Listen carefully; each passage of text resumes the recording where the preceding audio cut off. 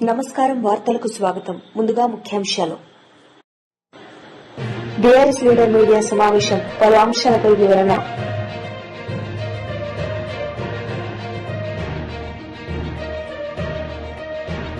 మాజీ మంత్రి అంబటి రాంబాబు మీడియా సమావేశం, పలు అంశాలపై వివరణ.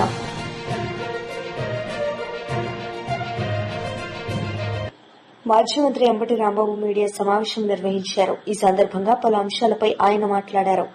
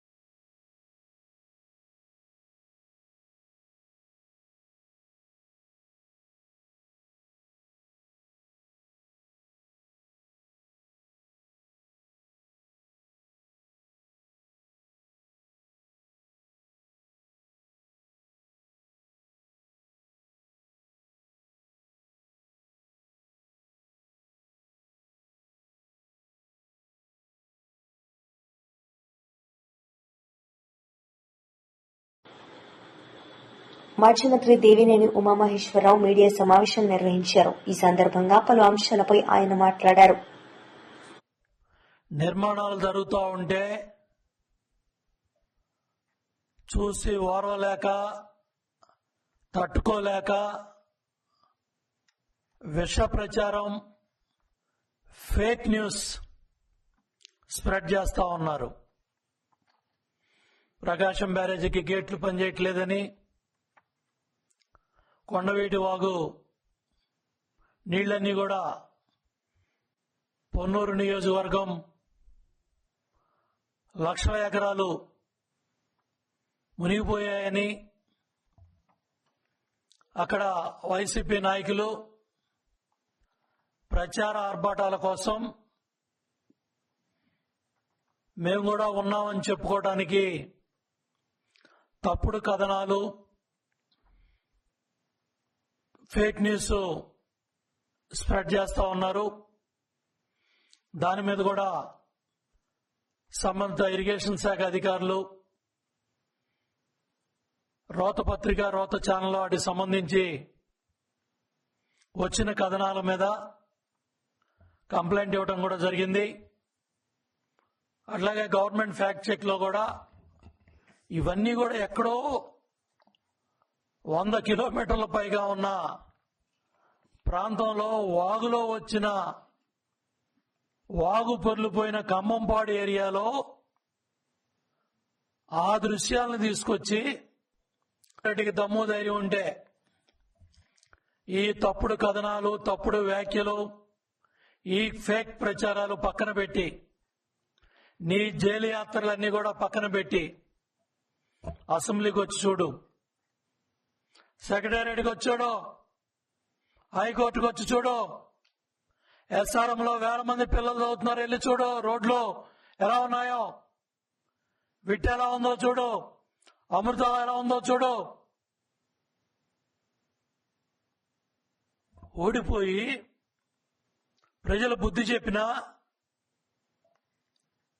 ఒక్క ఛాన్స్ అని అధికారంలోకి వచ్చాం. 151 సీట్లు ఇచ్చారు. 5 సంవత్సరాలు తాడేపల్లి ప్యాలెస్ లో పరదాలు కట్టుకొని పనిచేశావు. పల్నాడులో కూడా చంద్రబాబు నాయుడు గారు పర్యటనకి వెళ్తుంటే చంద్రబాబు నాయుడు గారి ఇంటి గేటుకి తాళాలేసి తాళు కట్టావు. బయటకు వస్తే హెలికాప్టరు, పరదాలు కట్టాలి, చెట్లు కొట్టేయాలి.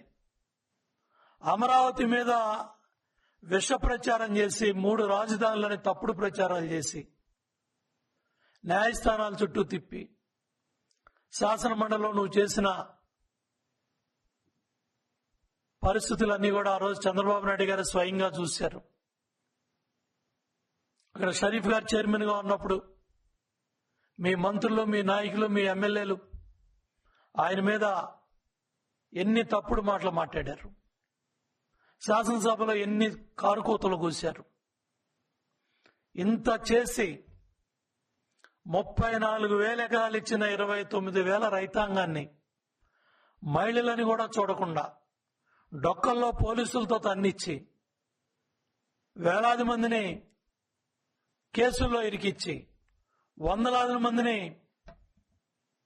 జైళ్లకు పంపి ఇళ్ల మీద డ్రోన్లు తిప్పి పనులు ఆపేసి 3 రాజధానులని చెప్పి నాటకాలాడి 11 సీట్లు పరిమితం అయ్యావు. నువ్వు చేసిన ఈ తప్పుడు కార్యక్రమాల వల్ల ప్రజలు నీకు బుద్ధి చెప్పి అమరావతి రైతాంగం దగ్గర నుంచి రాష్ట్రంలో 5 కోట్ల మంది ప్రజలు కూడా జగన్మోహన్ రెడ్డి ప్రభుత్వం రాకూడదు. యువగళం పాదయాత్రలో లోకేష్ బాబు మైక్ ఇవ్వడానికి ఏడ్చారు. స్టూల్ బల్ల లాక్కెళ్లారు. చంద్రబాబు నాయుడు గారిని 53 రోజులు రాజమండ్రి సెంట్రల్ జైల్లో పెట్టారు. మహిళల మీద అసెంబ్లీలో తప్పుడు కూతలు కూశారు. కుటుంబ సభ్యులను అవమానం చేశారు. ఇంత చేసి నువ్వు 11 సీట్లు పరిమితం అయ్యి 14 నెలలుగా శాసనసభ సమావేశాలు ఎప్పుడు జరిగినా కూడా రాకుండా శాసనసభకు భయపడి మొన్న జరిగిన పులివెందుల ఒంటిమిట్ట జడ్పీటీసీ ఎన్నికల్లో పరాభవం, పులివెందుల్లో డిపాజిట్లు కోల్పోవటం ఎంత సిగ్గుపడాలి జగన్మోహన్ రెడ్డి. నువ్వెన్ని కుట్రలో కుతంత్రాలు చేసినా బీఆర్ఎస్ లీడర్ మీడియా సమావేశం నిర్వహించారు. ఈ సందర్భంగా పలు అంశాలపై ఆయన మాట్లాడారు. ఆ ధనాన్ని ప్రజల సంక్షేమం కోసం ఆయన వెచ్చించాడు. చరిత్రలో ఇవాళ అట్లా ఒక గొప్ప నిరుపమానమైనటువంటి స్ఫూర్తిని అందిస్తూ నిలిచిపోయాడు. నిజానికి ఆయన ఎందుకు బహుజన అస్తిత్వంగా భావించాలి? చాలా బహుజన కులాల నుంచి చాలా మంది రాజులు వచ్చారు. కానీ సర్దార్ సర్వాయి పాపన్న ప్రత్యేకత ఏమిటంటే ఒక సామాన్యుడిగా పుట్టి అసామాన్యమైనటువంటి పోరాటం చేసి ఆయన రాజు కాగలిగాడు. ఒక్క బహుజనుడు తలుచుకుంటే రాజు కాగలిమంది బహుజనులు తలుచుకుంటే ఏమవుతుంది? అది మనం సర్వాయి పాపన్న నుంచి స్వీకరించాల్సినటువంటి స్ఫూర్తి. ఇవాళ సర్వాయి పాపన్న జయంతిని తెలంగాణ ఘనంగా జరుపుకుంటున్నది. ఆయన విగ్రహాలు ఇవాళ తెలంగాణలో ఎల్లెడలా ప్రతిష్ఠించుకున్నాం. మరోవైపు చూస్తే కాంగ్రెస్ ప్రభుత్వం బీసీలకు ఇచ్చినటువంటి హామీలన్నింటినీ కూడా తుంగలో దొక్కుతున్నది. కామారెడ్డి డిక్లరేషన్ ఒక నయవంచనగా మిగిలిపోయింది. ఇప్పటివరకు దాని దిశగా బలమైన అడుగులేవి పడ్డది లేదు. బీసీ సప్లాన్ అన్నారు, ఏమీ లేదు. బీసీలకు దాదాపు 20,000 కోట్లు కదా, 20,000 కోట్లు అన్నారు సంవత్సరానికి బడ్జెట్. ఎంబీసీలకు మంత్రిత్వ శాఖ అన్నారు, ఏది చేసింది లేదు. చివరికి బీజేపీ నేతలు మీడియా సమావేశం నిర్వహించారు. ఈ సందర్భంగా పలు అంశాలపై ఆయన మాట్లాడారు. భారతీయ జనతా పార్టీకి సంపూర్ణ మెజారిటీ ఉన్నప్పుడు, ఎన్డీఏకు సంపూర్ణ మెజారిటీ ఉన్నప్పుడు 3 సార్లు రాష్ట్రపతి చేసే అవకాశం వచ్చింది. 3 సార్లు రాష్ట్రపతి చేసే అవకాశం వచ్చినప్పుడు ఒకసారి మైనార్టీ సామాజిక వర్గానికి చెందినటువంటి అబ్దుల్ కలాం గారిని, మరోసారి అవకాశం వచ్చినప్పుడు ఎస్సీ సామాజిక సంబంధ వ్యక్తిని రాష్ట్రపతిగా నియమించడం, మూడోసారి ముర్ము గారిని, ఈరోజు అభ్యర్థిగా బీసీ వర్గానికి సంబంధించిన దక్షిణాదికి సంబంధించిన వ్యక్తిని అభ్యర్థి చేయడం అనేది ఈ కాంగ్రెస్ పార్టీ, భారతీయ జనతా పార్టీ నాయకత్వం చేస్తున్నటువంటి సామాజిక న్యాయాన్ని చూసి నేర్చుకోవాల్సిన అవసరం ఉంది. బట్టగాల్సి మీదేసినట్టు ఓట్ల కోసం, సీట్ల కోసం తపన పడే కాంగ్రెస్ నేతలారా ఆలోచించండి.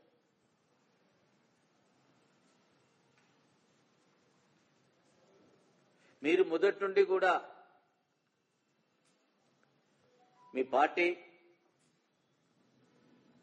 అంబేద్కర్కు వ్యతిరేకమైన పార్టీ, అంబేద్కర్ ఆలోచన విధానానికి వ్యతిరేకమైన పార్టీ, దళితులకు సంబంధించిన వ్యతిరేకమైన పార్టీ. మీకు రాష్ట్రపతులుగా గెలిచే అవకాశం ఉన్నప్పుడేమో పోటీలో ఎవరిని పెట్టి గెలిపించుకుంటారో సమాజం అంతా చూస్తున్నారు. 3 సార్లు మీకు ఓట్లు లేవు, మీరు రాష్ట్రపతిగా గెలవలేరు అని ఎన్డీఏకు, ప్రభుత్వానికి, భారతీయ జనతా పార్టీకి సంపూర్ణ మెజార్టీ ఉన్న తెలిసినప్పుడల్లా ఎస్సీలను అభ్యర్థులుగా పెట్టారు. మీరు గెలిచేటప్పుడేమో అగ్రవర్ణాలకు సంబంధించిన మీ సామాజిక వర్గాలకు పెట్టుకుంటారు, ఓడిపోయేటప్పుడు మాత్రం దళితులకు సంబంధించిన మీరా కుమారి లాంటి వాళ్ళని పెట్టించి ఓడగొడతారు. అదే తరహాలో రాష్ట్రంలో కూడా మీరు అధికారంకి వచ్చే ముందు చెప్పిన మాటలకి, అధికారం వచ్చిన తర్వాత మీరు చేస్తున్నట్టు పరిపాలనకు చూసినట్టయితే నక్కకు నాగలోకానికి ఉన్నంత తేడా ఉన్నది. ఎస్సీ, ఎస్టీ, బీసీ వర్గాలకు సంబంధించిన విషయంలో ముఖ్యంగా ఇప్పుడు విద్యార్థుల సీజన్, విద్యా సంవత్సరం ఆరంభం. ఒకసారి విద్యా సంవత్సరం ఆరంభం విషయానికి ఒకసారి చూసినట్టయితే మీరు వచ్చిన 7.5 కాలంలో మీరు ఇచ్చిన హామీలు మీరు అమలు చేస్తున్న పనుల్లో చూసినట్టయితే బడ్జెట్ కేటాయింపులు, వాటికి సంబంధించిన కేటాయింపులే కాదు, వాటిని ఖర్చు చేసే విధానం. Biodiversity board chairman Neelayapalem Vijay Kumar media సమావేశం నిర్వహించారు. ఈ సందర్భంగా పలు అంశాలపై ఆయన మాట్లాడారు. మామూలు ప్రజలకి అసలు బుగ్గన రాజేంద్ర కావచ్చు, వైసీపీ కావచ్చు, వైసీపీ చెప్పింది ఏంటి, 4 నెలల్లో అంటే ఈ సంవత్సరం ఏప్రిల్ నుంచి జూలై వరకు మన ఆర్థిక పరిస్థితి ఎలా ఉంది, మనం ఏమైనా తగ్గామా లేకపోతే ఎక్కామా, లేకపోతే వైసీపీ చెప్పినట్టు వాళ్ళ 2024 కాదు 23 కంటే కూడా మేము తగ్గిపోయినామని సాక్షి రాశారు. సో మామూలు ప్రజలకి చెప్పాల్సిన బాధ్యత మా మీద ఉంది. కాబట్టి ఫస్ట్ లో రాష్ట్ర స్వంత ఆదాయం అంటూ ఉంటుంది. అంటే రాష్ట్రం తను సొంతగా సంపాదించుకునేది ఆదాయం 3 రకాలుగా వస్తుంది రాష్ట్రానికి. ఒకటి రాష్ట్ర స్వంత ఆదాయం, ఇంకొకటి కేంద్ర ప్రభుత్వం ఇచ్చే గ్రాంట్లు, మూడవది కేంద్ర ప్రభుత్వం ట్యాక్సుల్లో మేము ట్యాక్సులు కలెక్ట్ చేసిన తర్వాత మన బాటాగా ఇచ్చేది. అంటే 3 రాష్ట్రం సొంతంగా సంపాదించుకునేది, కేంద్ర ప్రభుత్వం ఇచ్చే గ్రాంటులు, మూడవది రాష్ట్రం పన్నుల్లో మనకు వచ్చే వాటా, కేంద్ర పన్నుల్లో మనకు వచ్చే వాటా. ఈ 3 రాజేంద్ర గారు ఏం చేశారంటే కేంద్రం ఇచ్చే గ్రాంట్లు ఒక రోజులో రావు, వాళ్ళ దీని ప్రకారం వస్తుంటాయి అన్నమాట. ఈ రాష్ట్ర ఆదాయం ప్రతి 30 రోజులకు ఒకసారి లెక్కేస్తారు, కానీ సెంట్రల్ గ్రాంట్ మాత్రం ఆ టైప్ లో రావు. దాని 2 కలిపేసి మాకు జూలైలో 55,000 కోట్లు వచ్చాయి అంటూ చాలా తప్పుడు ఫిగర్లు. ఒక ఆర్థిక మంత్రిగా పనిచేసిన వ్యక్తి మాట్లాడుకోమని మాటలవి. ఎందుకంటే చిన్నపిల్లలు కలిసి చేస్తలేవి. షేమ్ అంటారు చూడండి, మనం అట్లా షేమ్ అది. సో సరే, ఆయన ఏం చెప్పాడంటే మాకు 58,000 కోట్లు వచ్చాయండి 2023లో, 2 సంవత్సరాల తర్వాత కూడా మీకు 49,000 కోట్లు వచ్చాయని సాక్షులు రాసుకున్నాడు. సరే, వాళ్ళ పేపర్ వాళ్ళు ఇష్టం వచ్చి రాసుకుంటారు. కానీ యాక్చువల్గా జరిగింది ఏంటంటే 2023 జూలైలో రాష్ట్రానికి వచ్చిన సొంత ఆదాయం అంటే GST, goods and service tax అనగా జీఎస్టీ, స్టాంప్స్ రిజిస్ట్రేషన్ మీద వచ్చే ఇది, land revenue, okay, sales tax, excise, union taxes లో మన యొక్క షేరు, ఇవి రాష్ట్రం సొంతగా సంపాదించుకునేది. కేంద్రం గ్రాంట్ ఇస్తుంది. గ్రాంట్ అంటే మధ్యాహ్నం భోజన పథకానికి కొంత ఇస్తుంది, అంగన్వాడీలు కొంత ఇస్తుంది, ఇట్లా ఒక్కొక్క పథకానికి ఇస్తుంది. ఆ యొక్క పథకానికి ఆ నెల 30వ తేదీన రావాలని రూల్ లేదు. పక్క నెలలో కూడా రావచ్చు, ఆ పక్క నెలలో కూడా రావచ్చు. సో ఈ నెల వచ్చిన గ్రాంట్లను కలిపేసుకునేసి చెప్పారు. ఇంకోటి ఏంటంటే 2023లో ఏకాఏకైనా జూన్ జూలై మాసాల్లో దాదాపు 17,000 నుంచి 25,000 కోట్ల రూపాయలు సెంట్రల్ నుంచి వచ్చింది. ఎందుకు వచ్చిందయ్యా అంటే 2014 నుంచి 19 వరకు మీ అందరు గుర్తుండే ఉంటుంది, revenue deficit grant, revenue road దాదాపు 11,000 కోట్లు మనకు రావాలి అంటూ మనం చాలా పోరాటం. ఇన్ఫాక్ట్ ఆ యొక్క పోరాటమే కేంద్ర ప్రభుత్వంతో మనం చాలా గట్టిగా అడుగుతూ వచ్చాం. కానీ 2019 దాకా రాలేదు. చివరికి 2023లో 2014లో రావాల్సిన డబ్బు 2023లో వచ్చింది. శ్రీమాన్ బుగ్గన రాజేంద్ర గారు ఆ డబ్బులు కూడా ఆదాయంతో కలిపేసి ఎప్పుడో 10 సంవత్సరాల క్రితం రావాల్సిన డబ్బు ఈ 2023 జూన్ జూలైలో వస్తే, జూలైలో ఆ డబ్బు కూడా కలిపేసుకొని మాకు బ్రహ్మాండంగా ఆదాయం వచ్చేసింది, అప్పుడు ఆదాయం కంటే ఇప్పుడు మీ ఆదాయం తక్కువ అన్నారు. షేమ్. ఇంకోసారి చెప్తున్నాను, మీరు ఆర్థిక మంత్రి అండి, వైసీపీలో కొద్ది గొప్ప మీకు నాలెడ్జ్ ఉంది అని ఇన్ని రోజులు మా యొక్క భావన. నేను గౌరవంగానే చెప్తున్నాను. ఇన్ని రోజులు రాజేంద్ర గారు కాస్త ఆచితూచి మాట్లాడతారు అని. మీకు ఎవరు రాయించారో, ఆయన దువ్వూరి కృష్ణ అనేక రాయించారు, ఇంకొకరు రాయించారు, నాకేం తెలియదు. కానీ ఇలా ప్రజల్ని మోసం చేయొద్దు, ఇట్స్ రాంగ్. జీఎస్టీ ఇందాక నేను చెప్పేట్టు రాష్ట్ర సొంత ఆదాయం అంటే 2023 జూలైలో 38,879 కోట్లు అండి, 38,000 crores. చేంజ్ చేద్దాం. 2024లో 40,958 అంటే 41,000 crores, అంటే దాదాపు 3,000 కోట్లు పెరిగింది సంవత్సరానికి. 2025 జూలై మొన్న ఏమంటారు 15 days క్రితం మాజీ మంత్రి మేరు నాగార్జున మీడియా సమావేశం నిర్వహించారు. ఈ సందర్భంగా ఆయన మాట్లాడారు.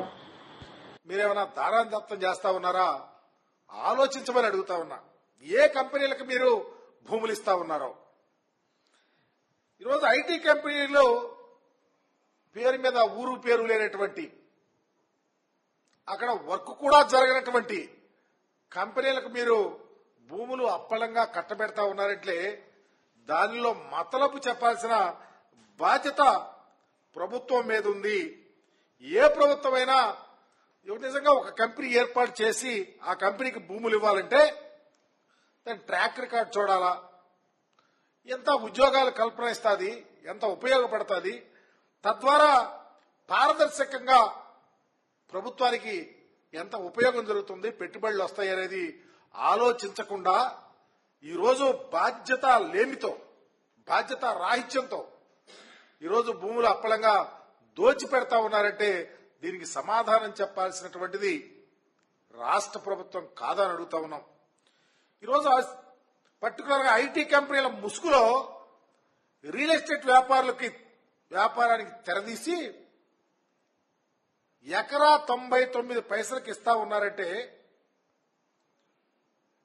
ఆ ఐటీ కంపెనీల్లో పర్టికులర్ గా ఆ ఐటీ కంపెనీ పేరుతో వాణిజ్య సముదాయం గాని ఏర్పాటు చేసుకోవటం గాని తర్వాత దాన్ని ప్రత్యేకంగా మార్కెట్ ధరకు డిస్పోజ్ చేసుకోవటానికే ఐటీ కంపెనీలకు అవకాశం కల్పిస్తున్నారే తప్ప వేరే ఆలోచన మాత్రం లేదని ప్రస్ఫుటంగా అర్థమవుతా ఉంది.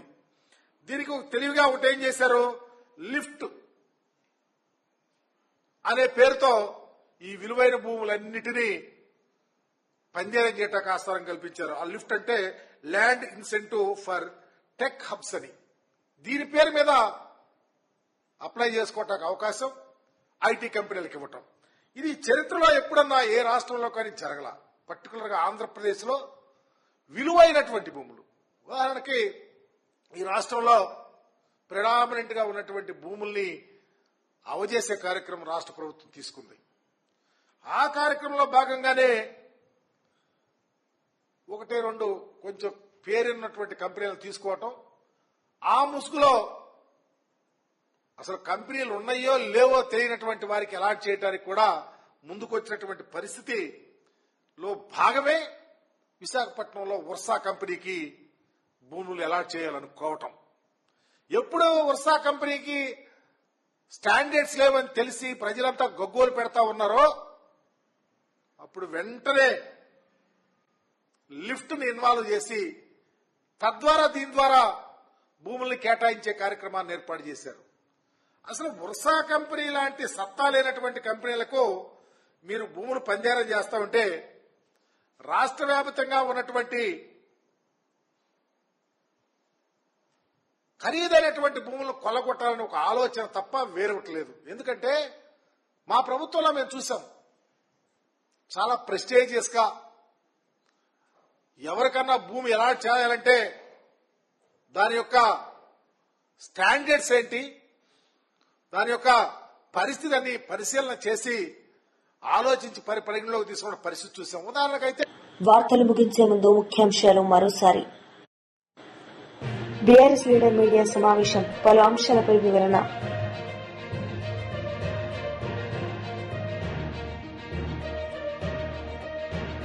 మాజీ మంత్రి అంబటి రాంబాబు మీడియా సమావేశం, పలు అంశాలపై వివరణ.